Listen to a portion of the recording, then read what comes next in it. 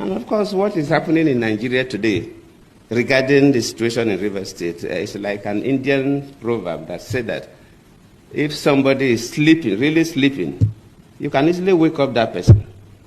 But if the person is pretending to sleep, you find it difficult to wake up that person.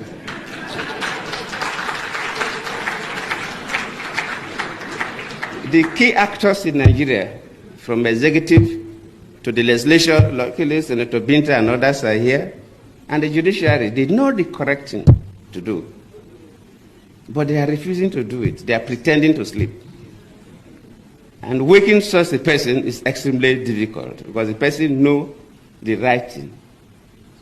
A clear abuse of offices, clear abuse of power, clear abuse of privileges, cutting across from the three arms of government, from the executive to the parliament to the judiciary. And I always plead with our people that whatever we do affects everybody. And sometimes we do things and we think that it doesn't affect us. I've been a president before, and even after leaving office as a former president, people get to me. Why is that our passport is not valued that much? Why is that Nigerians are not given the kind of treatment we're supposed to receive at the international airports? Sometimes we think it's because of Yahoo boys or 419. No, not only them. Yes, they are part of the problem. But whatever happens in the country today will be good, especially relating to what is currently happening in the country regarding River State. As we gather here today, we are reminded that the pursuit of social change is a continuous journey, one that requires a collective effort, commitment, and perseverance.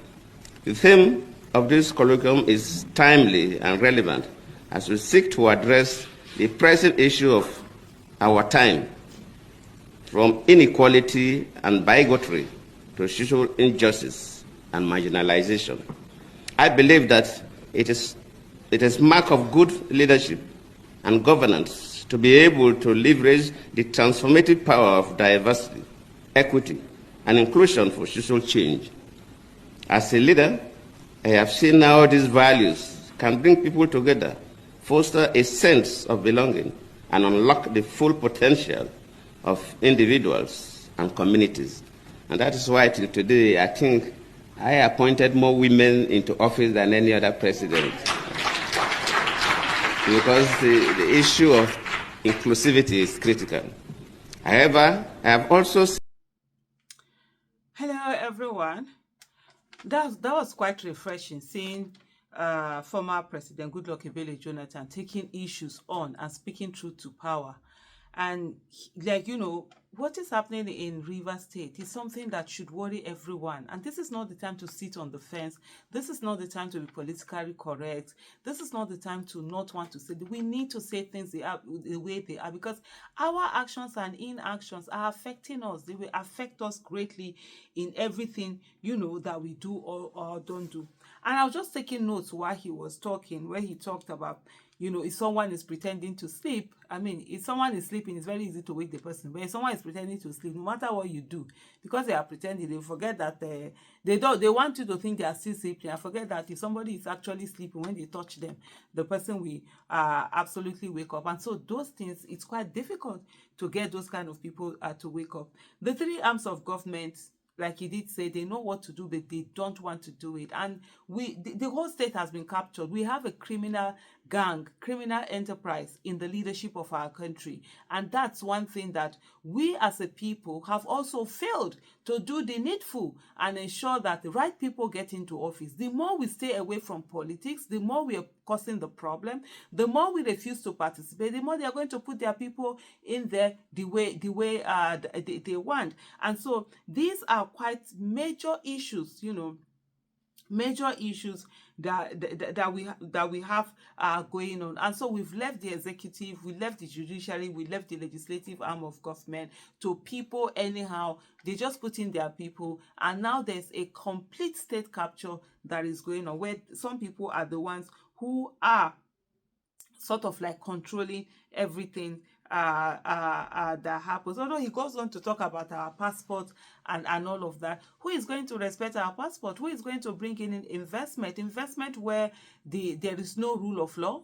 Investment to a place where there is no rule of law. Investment to a place where anything happens, even the constitution is not respected. Somebody can just wake up and decide to do whatever it is that they want to do, and there's no how you're going to hold that person accountable. Nobody is going to be bringing their money into that place where one person can just make some, some decision just like that, and without any checks and balances. And so it's really something we as a citizen, we really need to begin to focus on these things, think about them, and remember that nature abhors vacuum, and if you don't take part in something, other people will take part in it. There's nowhere that the thing is going to be empty.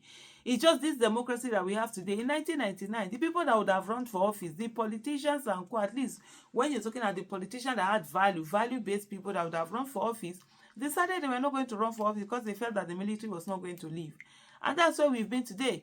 The fact that they didn't run for office doesn't mean that the office, they had to shut down everything. No. So other people that ordinarily would never have had a chance, they ran for office. And by the time they got in there, 4 years later, they had empowered themselves that you could not come in and remove them. Some of them used the machinery of violence to perpetuate themselves there.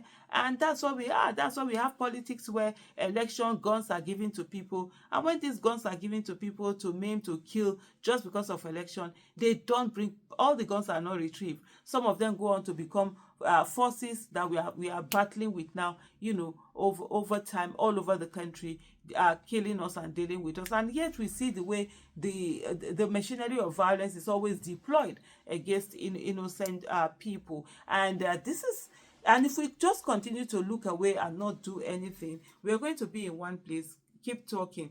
For me, one of the things that really that scares me about Nigeria, and it's also the thing that motivates me the most, is the fact that things can be worse. And I don't want to be in a Nigeria where things are worse. So I'm going to do everything to ensure that things don't get worse.